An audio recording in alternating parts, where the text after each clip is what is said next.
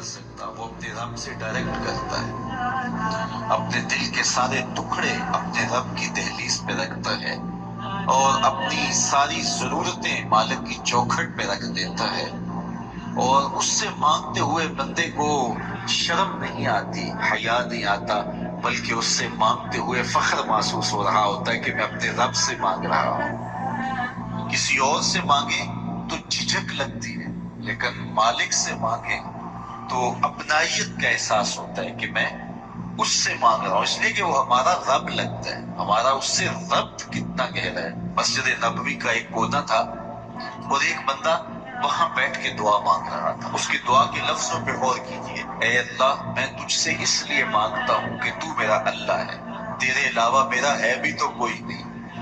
تو یہ وہ دعا مانگ رہا تھا اور مسجد نبوی کے کونے میں بیٹھا تھا۔ حضور نے دیکھا تو ایک صحابی سے کہا، وہ جو دعا مانگ رہا ہے اس کو جا کے بتا دو تمہاری دعا قبول ہو گئی ہے۔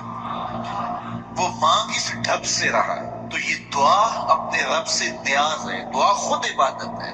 جب تمہاری ضرورتوں کا کفیل وہ ہے تو پھر اس سے نہیں مانگیں گے تو کس سے مانگیں گے؟ اور جب اس سے بندہ مانگتا ہے تو پھر وہ مانگنے والے کی لاج بھی رکھتا ہے۔ ان ربکم حیی کریم یستحیی من عبدہ اذا رفع یدیہ ان یردہما صفرا۔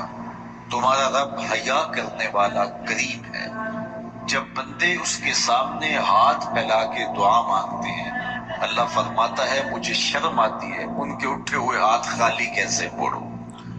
جب انہوں نے مجھ سے مانگا ہے تو میں نے بھی نہ دیا تو کون دے گا؟ میں ایک سادی سی بات کرتا ہوں، اتنے لوگ جتنے لوگ یہاں بیٹھے ہیں اگر کسی دنیا دار کے ڈیرے پہ چلے جائیں اور اس سے کوئی چیز طلب کریں اور وہ دینے کی استطاعت رکھتا ہو تو وہ کیا خالی لٹائے گا؟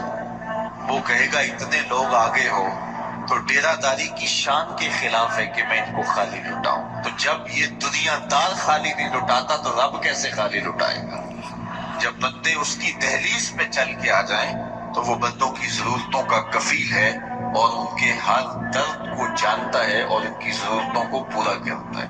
علماء نے کہا دعا ہر صورت قبول ہوتی ہے، یا تو یہ ہے کہ فوراً قبول ہو جاتی ہے، جو مانگا فوراً مل گیا، اور کبھی ایسا ہوتا ہے کہ فوراً نہیں ملتا، حکمت ہوتی ہے اور فوری دینا مناسب نہیں